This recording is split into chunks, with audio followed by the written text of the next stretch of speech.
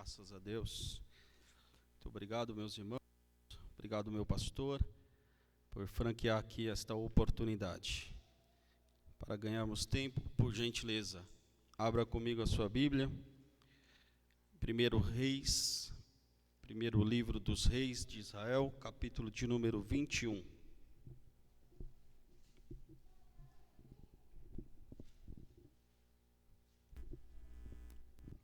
Localize o texto. Primeiro livro dos Reis de Israel, capítulo de número 21. Graças a Deus. Feliz, irmãos, de poder estar nesta noite participando deste culto. É sempre uma honra para nós quando falamos do Senhor Jesus. Então, desde já, louvo a Deus pela rica oportunidade. Quantos acharam, diga amém. E sucedeu depois destas coisas, tendo Nabote o jezreelita uma vinha, que em Jezreel estava junto ao palácio de Acabe, rei de Samaria, que Acabe falou a Nabote dizendo: dai-me a tua vinha, para que sirva de horta, pois está vizinha ao pé da minha casa. Dar-te-ei outra vinha melhor do que ela, ou se parecer bem aos teus olhos, dar-te-ei sua valia em dinheiro. Porém Nabote disse a Acabe: guarde-me o Senhor, de que eu te dê a herança dos meus pais. Então Acabe veio desgostoso, indignado à sua casa, por causa da palavra que Nabote, o jezreelita, lhe falara, dizendo: não te darei a herança de meus pais. Amém. Graças a Deus. Meus queridos irmãos, esse texto bíblico que nós fizemos a leitura, ele fala acerca de uma pessoa chamada Nabote, que recebe uma proposta de um rei chamado Acabe. O interessante é que Acabe, ele chega fazendo essa proposta para Nabote, e a proposta que ele faz é muito interessante. É bem verdade que Acabe, ele está propondo uma troca aparentemente justa. Se olharmos, aparentemente ele faz uma proposta justa. Porém, Nabote, ele recusa entregar, porque ele tem aquilo como uma grande valia. Ele tem aquilo como uma herança dos seus pais. Na Bíblia, Acabe, ele é o 7º rei a suceder o trono de Israel. E os 6 reis que antecederam a Acabe foram todos eles reis maus, fizeram o que era mal aos olhos do Senhor. Acabe, ao assumir o trono de Israel, sendo o 7º rei da sucessão dos seus pais, ao assumir o trono, ele também faz o que era mal aos olhos do Senhor. Ao todo, são 19 dinastias e 9 reis que vão suceder o trono do Reino do Norte. Por outro lado, o Reino do Sul, onde tinha as 2 tribos em Judá, vão ser 20 dinastias, sendo apenas uma, vão passar 20 tronos, 20 famílias, 20 pessoas vão assumir o trono do Reino Sul, sendo apenas uma dinastia, a de Davi, pois a promessa de Deus para Davi era que o trono não iria faltar sucessor. E Acabe, ele chega para Nabote fazendo esta proposta. Bem, na verdade, este problema, ele não começa aqui. Ele começa lá atrás, quando o povo, exercendo a sua total liberdade, tendo em vista que Deus tinha dado à humanidade o livre-arbítrio, e o povo exercendo do seu livre-arbítrio, no capítulo 8 de 1 Samuel, diz a Bíblia que o povo pede a Deus um rei. E quando o povo pede a Deus, clama a Deus um rei, o povo não estava pedindo apenas um rei para si, pois a proposta ali era para que eles fizessem e participassem do que as outras nações tinham. Uma monarquia estava instaurando em Israel, e agora aquele povo estava rejeitando a Deus, pois não estava entendendo que eles tinham não apenas um rei, mas eles tinham o Rei dos Reis e Senhor dos Senhores. O povo não entendia que Deus queria ser o rei deles. Deus queria a teocracia. O povo não. O povo queria alguém que dominasse sobre eles, que julgasse sobre eles, que colocasse sobre eles as cargas. E eles estavam ali pedindo que alguém o julgasse, mas Deus permitiu então que eles tivessem um rei. Diz a Bíblia que ele chega para Samuel e diz para Samuel: eles não estão te rejeitando. Este povo tem rejeitado a mim, Samuel. E eu vou conceder o desejo do coração. E os irmãos sabem muito bem que o primeiro rei de Israel, chamado Saul, ele faz o que era mal aos olhos do Senhor. Ele não executa aquilo que o Senhor pediu para que ele fizesse. Passa-se então o reinado de Saul. Deus escolhe Davi. No livro de Salmos, capítulo de número 89, verso 20, a Bíblia diz: achei a Davi, meu servo, e com o meu santo óleo o ungi.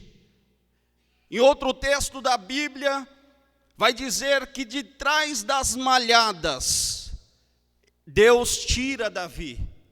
Deus chama Davi. Davi agora é um rei que guerreia as guerras do povo. É um rei que sai para a peleja, que vence batalhas, que conquista nações. É um rei que desbrava impérios e conquista muitas terras. Israel agora está feliz. Israel vive um momento agora de conquistas e vitórias. Na verdade, este período de vitórias, esse período de conquista que Israel está vivenciando. Uma das mulheres que salmodiava e cantava, em um texto da Bíblia vai dizer que elas cantaram dizendo: Saul matou milhares, mas Davi os seus 10 milhares. Talvez aqui seja o motivo da perseguição, dos ciúmes. Mas para frente um pouco, essa dinastia e este reino será dividido. Uma rachadura acontece agora. E nos capítulos de número 10 de 1 Reis, nós vamos ver, após a morte do rei Salomão, uma divisão, uma rachadura, e 2 reinos se dividem. Então o reino parte com 10 tribos para o lado norte, formando então as 10 tribos que posteriormente vai ter a sua capital em Samaria. E restaram 2 tribos, ficando no sul, e vai ter a sua capital em Judá. As 10 tribos vai seguir um rei que estava, na verdade, fugindo do jugo de Salomão, chamado Jeroboão. Em contrapartida, no reino sul, vai ficar o filho de Salomão, chamado Roboão. Roboão vai tomar conselho agora com os anciões, aqueles que serviram o seu pai, aqueles das cãs brancas, aqueles que tinham conselho para dar. E diz a Bíblia que quando ele chega para pegar esse conselho, ele ouve os conselhos dos anciões, porém, ele vai se consultar com os jovens. Não contente com aquele conselho que ele recebeu dos mais velhos, ele vai se consultar com os jovens. E a palavra que os jovens dão para ele coloca em prática.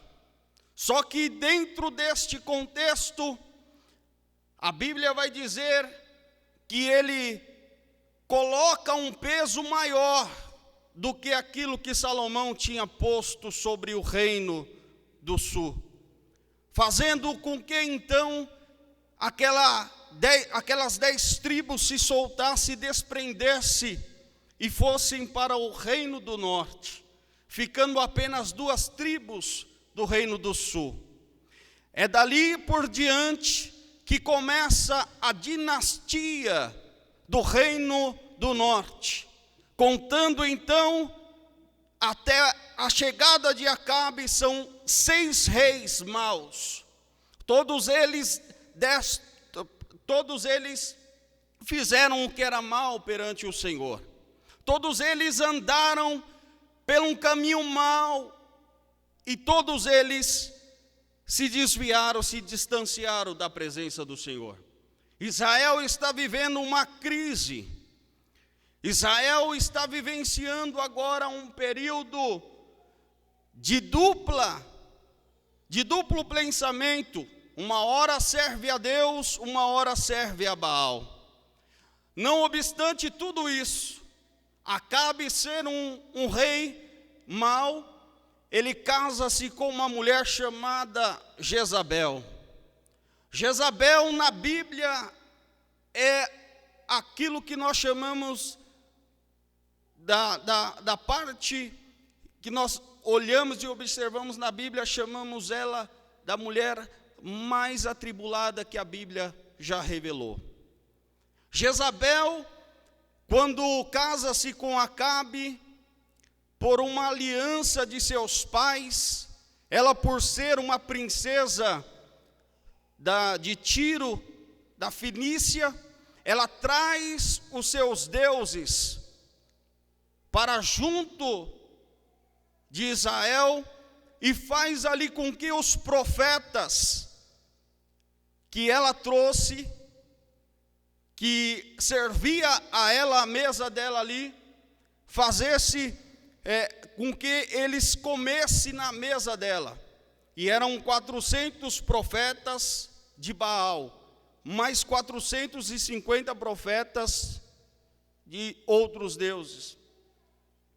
E não obstante tudo isso, Acabe agora está adorando Baal de manhã e Javé à noite. O povo já não sabe quem mais adorar. O povo já não sabia quem mais reverenciar. Se a liderança está perdida, agora o povo mais ainda. É neste cenário que vai aparecer o profeta Elias. É neste cenário que vai aparecer Elias. Elias chega diante de Acabe, os irmãos sabem muito bem, que ele profetiza a Acabe que não haveria chuva. E não houve chuva durante 3 anos. Elias desce ao Querite, ele é alimentado pelos corvos que trazia pão e carne de dia e de noite. Eu aprendo uma coisa aqui: quando o cenário e a situação de nossas vidas está tudo escuro, sem saída, este cenário está propício para milagres de Deus acontecer na sua vida. Este cenário pode estar subescuro, pode estar até parecendo que não há saída, mas o Deus que nós servimos ainda manda em corvos, ainda manda corvos trazer pão e carne para alimentar profeta na caverna, aleluias. Pode ser que você entrou aqui nesta noite, pode ser que você passou o dia todo angustiado, sem perspectiva de culto, sem expectativa de culto, mas o meu Deus me trouxe aqui para te dizer: Ele manda corvo trazer pão e carne para profeta, Ele te sustenta com a sua destra, porque Deus é fiel para cumprir a promessa que Ele te fez na sua vida, aleluias. Passado então este período, o rei Acabe, muito furioso, vai atrás de Elias. Elias desafia os 450 profetas, mais os 400 que comiam na mesa de Jezabel. Marca-se então uma cruzada no Carmelo, e Elias vai chamar estes profetas para um confronto. E diz o texto que Elias lança ali um desafio. É pegado então um cabrito, e Elias faz uma proposta dizendo para o povo: vocês dizem que o Senhor, o Deus de Israel, é Baal. Vamos fazer uma coisa, vamos colocar aqui um cordeiro, e vocês clamam ao seu Deus e eu clamo ao meu Deus. O Deus que responder por fogo, esse é Deus em Israel. A Bíblia vai dizer que Elias dá o lugar para aqueles 850 profetas, dizendo Elias que eles eram muitos. Aqueles 850 profetas pegaram o cordeiro, colocaram sobre o altar. Diz o texto que eles começam a clamar, e perto do meio-dia, Elias zombava deles, rindo deles, dizendo: clamem mais alto, pois pode ser que o seu Deus esteja viajando, possa ser que o seu Deus esteja ocupado. E diz o texto que eles começam a se cortar, o sangue desce e o fogo não desce, ao ponto de chegar 3 horas da tarde, eles exaustos, todos eles exaustos, e nada aconteceu. Chega a vez do profeta, do homem de Deus, ele então repara o altar, ele coloca as pedras no lugar, porque se você quer que o fogo desça, conserta o teu altar. Se você quer que a presença do Senhor esteja com você, conserte o teu altar. A primeira coisa que Elias faz é consertar o altar que estava quebrado, colocando no lugar as pedras. A segunda coisa, antes de colocar o cordeiro, foi pedir aquilo que lhe faltava, que era água. Há 3 anos não chovia, ele pede para que eles tragam 3 talhas de água cheia. Eles derramam a primeira talha, a segunda talha, a terceira talha. Ao que o altar fica encharcado até as bordas. Agora o cordeiro molhado e encharcado, as pessoas pensando: impossível pegar fogo. Mas Elias apenas uma oração fez, e ele disse: Senhor, para que eles saibam que eu sou o teu servo e que você é Deus, que o Senhor é Deus em Israel, que o Senhor é Deus nesta nação, manda, Senhor, o teu fogo. A Bíblia diz que quando ele termina de clamar, fogo do céu desce, consome o altar, e o povo clama: só o Senhor é Deus, só o Senhor é Deus. Neste momento o profeta, ele escorre e mata os 850 profetas de Baal. Jezabel sabe da notícia e agora vai perseguir Elias. Elias vai agora a caminho do deserto para a caverna, onde nós conhecemos, é o monte do Senhor. Ele está no caminho de Betseba, no deserto, rumo à caverna para se esconder da face do Senhor. Ele encontra um pé de zimbro, e a Bíblia vai dizer que ele deita pedindo a sua morte. E quando ele pede a sua morte, a Bíblia diz que Deus manda um anjo. O anjo desce, bate nas costas daquele moço e diz: o que fazes aqui? Aquele homem se levanta, ele vê um pão cozido nas brasas e água. E o anjo diz: levanta, come e bebe, porque muito comprido será o teu caminho. Aleluias. Ei, não adianta parar, não adianta querer abrir mão do seu chamado, não adianta Elias fugir do seu chamado, porque o Deus que você serve, Ele está com os olhos fitos sobre a tua vida. E eu tenho uma palavra de conforto para o seu coração: come pão, beba água, come pão, beba água, porque muito comprido te será o caminho. Coma este pão que Deus está te dando nesta noite, beba desta água que está descendo sobre a tua vida, porque muito comprido te será o caminho do Senhor. Aleluia. Elias então chega até a caverna, e os irmãos sabem que na caverna a voz do Senhor chega dizendo: o que fazes aqui, Elias? Oh, coisa linda! E quando Deus fala: o que fazes aqui, Elias indaga ao Senhor dizendo: tu não sabes, Senhor? O que, Elias?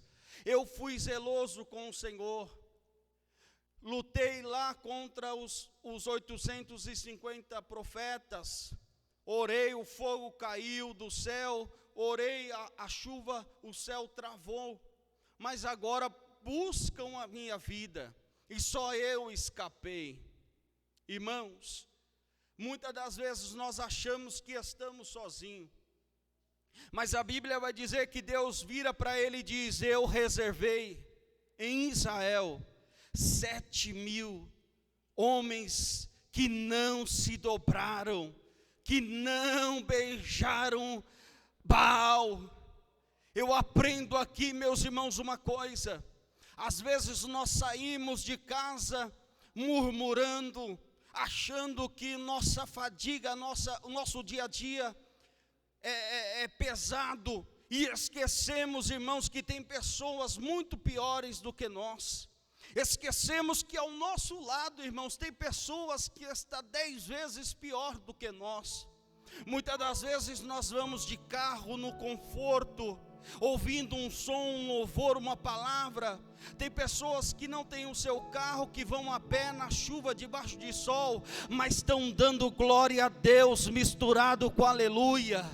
Muitas das vezes nós viemos ao culto murmurando porque o pastor não deu a oportunidade, porque fulano cantou errado, porque ciclano pregou errado, falou uma palavra errada. Murmuramos e esquecemos, irmãos, que tem pessoas que vêm aqui com humildade, sobe esse púlpito e dá glória a Deus misturado com aleluia. O importante, meu irmão, é se Deus está no negócio.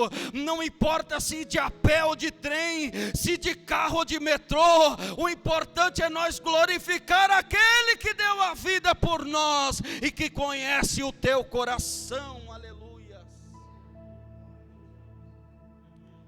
Então agora o profeta sai daquela caverna. Diz a Bíblia que ele unge ao seu sucessor, a rei de Israel, Jeú, e agora profeta ao seu lugar vai Eliseu. Chegamos aqui, meus amados, aonde nós lemos Acabe colocando a proposta diante de Nabote. E a proposta dele é essa: dai-me a tua vinha, para que me sirva de horta.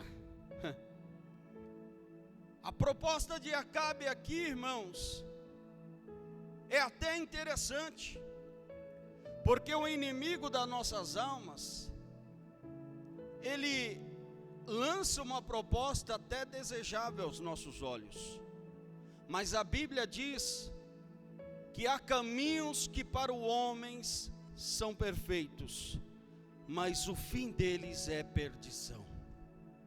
Quando o diabo chega para Jesus na tentação, em Mateus capítulo de número 4, a proposta do diabo ali para Jesus era boa, porque era uma necessidade que Jesus tinha. Jesus estava com fome, Jesus estava necessitando de pão, e o inimigo apresenta-se para ele dizendo: adora-me e eu te darei toda essa glória, faça com que essas pedras se transformem em pão. Mas a Bíblia vai dizer que Jesus rebate ele dizendo: nem só de pão viverá o homem, mas de toda a palavra que sai da boca de Deus. Oh glória! Nabote então rejeita essa proposta, dizendo: guarda-me o Senhor, de que eu te dê a herança de meus pais. A proposta pode ser até boa, a proposta pode ser até melhor, a proposta pode ser até interessante, Acabe, mas o que eu tenho, o que eu guardo aqui, é bem mais valioso.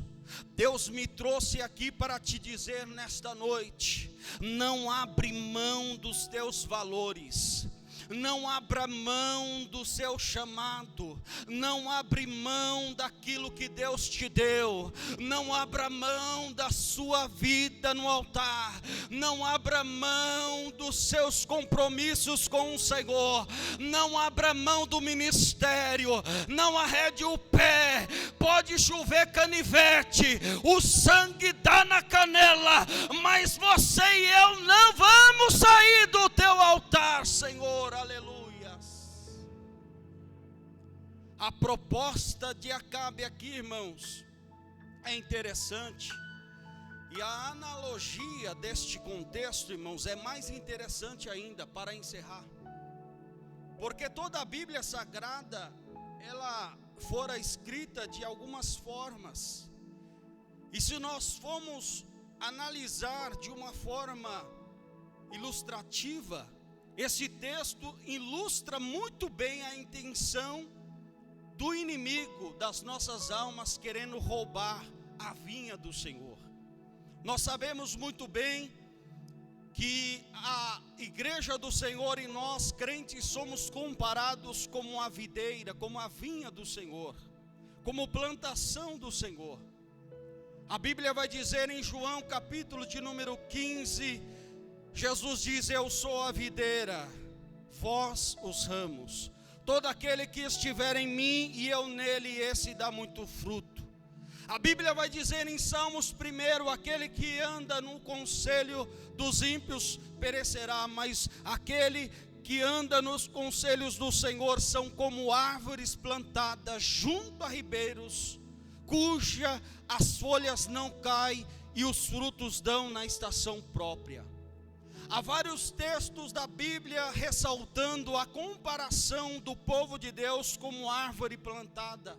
Em Salmos de número 92, verso 12, o salmista vai comparar a igreja, o justo, como uma árvore, como a palmeira e como o cedro do Líbano. Vai dizer que na velhice darão frutos e estarão plantados na casa do Senhor. Esta vinha aqui, irmãos, representa eu e você, é a vinha do Senhor. Jezabel representa o mal, o inimigo dessa vinha. É por isso que Salomão, em Cantares de Salomão, capítulo de número 2, verso 7, ele vai dizer que para tomar cuidado com alguns inimigos da vinha, ele vai dizer lá: apanhai-me as raposas e as rapozinhas, que fazem mal à vinha, pois as flores já estão chegando, e o tempo de cantar chega. Aleluia. Esta vinha representada a igreja do Senhor. E quando Acabe volta para sua casa desgostoso, deita na sua cama, a Bíblia vai dizer que Jezabel chega para ele dizendo: por que você está tão desgostoso? Por que você não come o pão? Por que você não está alegre? Ele vai dizer: porque Nabote não quer me dar a sua vinha, recusou a dar a sua vinha. E Jezabel, aquela mulher mau, vai dizer: levanta, come o pão, porque eu te darei a vinha de Nabote. A Bíblia diz que ela tomou a vinha de Nabote. Ela não comprou nem negociou, ela toma.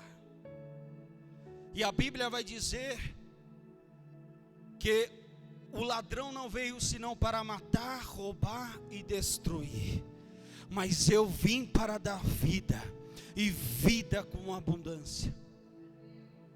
Quando nós vemos, irmãos, essa ilustração, fica claro para nós outros que a intenção do inimigo é destruir a vinha do Senhor, é acabar com aquilo que nos traz alegria, porque vinho na Bíblia fala-nos de alegria.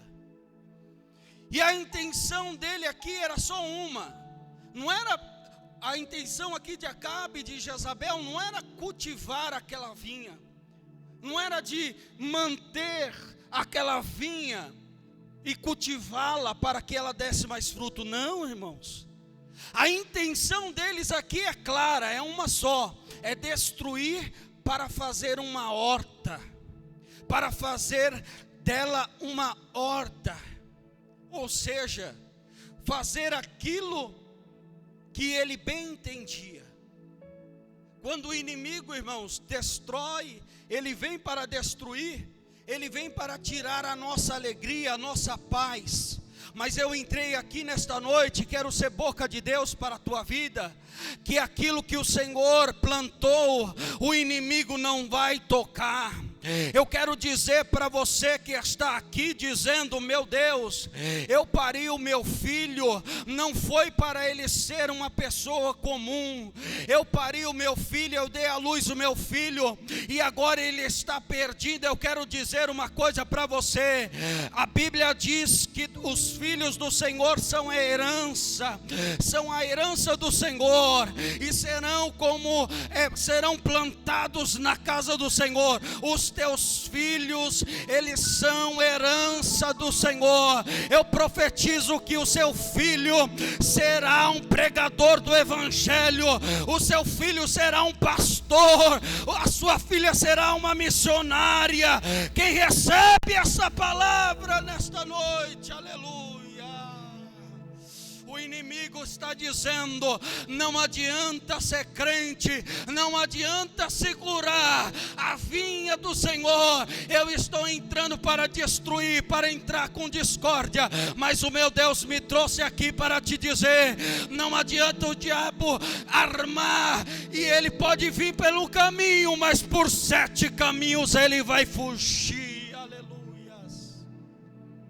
Os teus filhos serão herança do Senhor. Não abre mão da promessa, não abre mão, irmãos. Não dê a sua vinha, não entregue o teu chamado, o teu ministério. Não troque como fez Esaú, que por causa de um prato de lentilha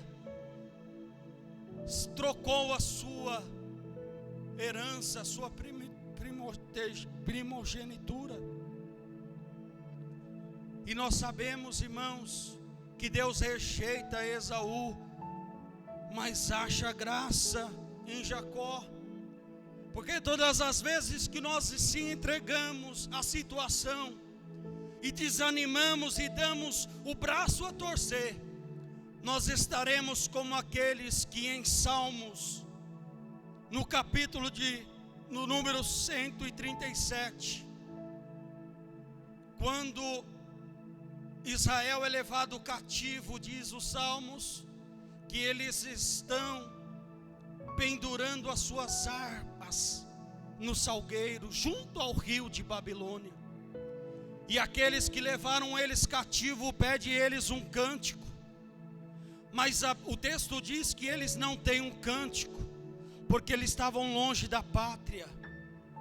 Ei, meu irmão, se na dor não der para orar, ore. Se não der para orar, clame. Se não der para clamar nem orar, geme. Se não der para gemer, nem orar, nem clamar, se arraste, mas não fique parado, meu irmão. Lembro-me muito bem de Paulo e Silas, os dois ali açoitados, mas eles davam louvores a Deus. Na prova, irmãos, não reclame, adore. É melhor você adorar na dor do que você se entregar a este sofrimento. É melhor você louvar a Deus e dizer como Abacuque: ainda que a figueira não floresça, ainda que não haja fruto na vide, ainda que não haja mantimento e que as vacas sejam arrebatadas, todavia eu me alegrarei no Senhor e exultarei no Deus da minha salvação. Recebe essa palavra do Senhor. Se alegre nesta noite, minha irmã, porque os frutos do Senhor você vai colher para a glória do Senhor. Aleluia.